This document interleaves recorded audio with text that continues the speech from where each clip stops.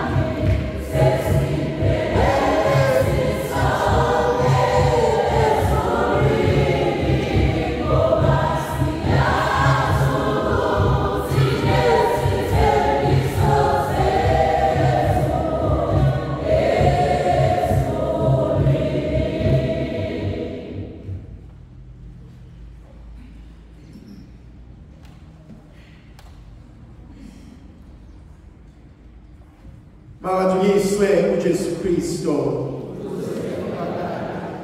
Mhlanje ithandwa zami ngifisa sibuke incwadi yamaHebheru isahluko seshumi nanye ivesi yokuqala kuzobe ivesi yeshumi nambili. Hebrews chapter 11 verses 1 to 12. Obhala lencwadi kunombuzo afisa ukuphendula. Umbuzo awubuzayo uthi kuyini ukukholwa? Ngokwami kwayivama ukuthi mntanami ukukholwa kunzima. Athi kukude kuboka Jesu. Athi okhiye bayathomba. Athi lemphako iyabona endleleni. And so umbuzo esibhekana nawo namhlanje, what is faith? Uma siya olwimini lwesiNgisi bathi faith is the assurance of the things that we're hoping for. Yilela themba enalo, yilesa siqinisekiso engaso ngezinto engakenzeki, kodwa engaziyo ukuthi uNkulunkulu uzozenza. It is the conviction of the things not yet seen. Ngiyamazi angenzele kona, ngiyakwazi akwenza emndenini wami, ngiyamazi angidlulise kona, nginethemba lokuthi usazomthwala. Namhlanje masibuka le ndaba yokukholwa, asikholwa ngoba nakho sibona, asikholwa ngoba nakho sazi, kodwa sikholwa ngoba siyamethemba othembisile. Uthi uPostoli Pawuli, ngingakwenza konke ngoba uKristu ungamandla ami. Akwenzi ngokwazi nokuqonda nokuhlakanipha. Khona isigaba esifikayo empilweni yomuntu la othi khona sengikwenze konke ngokwazi ngahluleka. Sengibazame bonke ebengibathemba ukuthi bazomsiza, kodwa bonke bangichithile, ebesuthi manje sengishiyela uNkulunkulu. Kunezinto ezibhalwa engibona uNkulunkulu esibizela zona, esambulela zona. Uma sithi siyakholwa, uNkulunkulu sinikeza uAbraham njengobaba wethu ngokokholo. uNkulunkulu uzoke asibize, asicele, asinxuse, adimande izinto thina ngokwethu ebesithi mhlawumbe Nkosi angikwazi ukwenza lokhu, mhlawumbe Nkosi ngiyahluleka la ongibizela khona. Abraham lithi izwi kaNkulunkulu, uNkulunkulu wambiza, wamsusa emndenini wakhe, kubantu abaziyo, kubantu akhule nabo, ukuze akwazi ukumhlenga enze lokhu akufunayo ngaye. Kuyavuka kumina ukuthi uma uNkulunkulu efuna ukusebenza ngawe, into yokuqala azoyenza kuwena uzohlehlisa abantu. uzoba umzondwa obuzwana nabo bazohlehla bazoyitshela ukuthi uyahlanya noma uyayitshela noma uyasangana. Kubalulekile uma umuntu kube khona isigaba la ocela khona ukuthi sengicela ukuphuma esixukwini, sengicela ukusuka phakathi kwabantu, kunezinto ekumele ngiyozilungisa ngokwami. uNkulunkulu esesebenza ngawe uzokuhlehlise nakwamanye amalunga omndeni. Uma uNkulunkulu esedila nawe eselungisela izinto zakhe, uzoke akukhoze, akushaye, akususe ezinye izinto khona uzosala uwedwa. Uma abantu behlehla kuwena ungaphatheki kabuhlungu, uNkulunkulu uyabaqhelisa ukuze akwazi ukusondela. Okunye engikubukayo, uNkulunkulu uma esesebenza ngathi noma esasixojisa ukuba enze izinto ngathi, uzoke avume adedele uke ushawe izinto, uke uxukuzeke.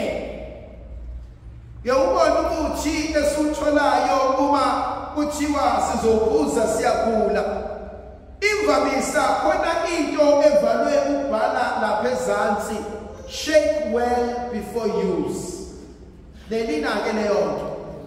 Nakanjalo uNkulunkulu uzoke avumele izimo ezizokuxukuza. Wena uzitshela ukuthi uNkulunkulu akanendaba, wena uzitshela ukuthi uNkulunkulu usekulibele, kanti uNkulunkulu usekulungisela to the next dimension yempilo yakho. Thandwa zami, ngihlezi ngithi mina ukusebenza kwami ePinetown kwangiprepare ukuyosebenza eChatsworth. Ukusebenza kwami eChatsworth kwangiprepare ukuhamba ngeRome. Ukuhlala kwami eRome ngisebenze khona kwangiprepare ukuze Montclair. Nani ningiprepare the next dimension of my life. But angazi la ngiyakhona, kodwa ngiyazi ukuthi i-training ne-preparation kade yaqala. And so kunezinto ezenzakalayo empilweni yakho. Akumbonga uNkulunkulu ukuthi Nkosi ngiyabonga ukuthi namanje usangiqeqesha ngoba khona into ofuna ukuyenza, khona into ofuna ukuyiphetha, khona into ofuna ukuyizuza through me. Enye into engithintayo uma uNkulunkulu esinika lolu kholo, ukholo asinika lona luyisipho, kodwa lesipho lisipho esizophilisa mina nabantu engihlangana nabo. Okungenzeki kubantu uNkulunkulu uyenzeka. Khona isigaba empilweni esifikayo umuntu. Umpostoli Pawuli uya kuNkulunkulu athi, Nkosi ngineva elisenyameni, ngicela ungisusele lona. Ilowo nalowo muntu kunento abhekene nayo. Ilowo nalowo muntu kunezimpi azilwayo. Kodwa uNkulunkulu uthi kuPawuli mecela athi uNkulunkulu angikwazi ukususiva. Lithi izwi likaNkulunkulu wabuye na kwaze kwaba kathathu. Kodwa ekugcineni uthi uNkulunkulu kuPawuli, igrasiya lami likwanele. Bengifisa mhlambe ukuphetha ngokukhuluma nomuntu olahlekelwe lithemba. Who's confused? Who's angry? Who's questioning God? Othi bari Nkosi ukephi? Bengifisa ukusho ukuthi when it seems as if God is silent, He's working a miracle in your life. When it seems as if God is silent, He's preparing a big plan in your life. Ndlovukazi ezulu ayibenathi sifusise sifikele isikhanyisele ngoyise nendodana nomoya oqinileyo.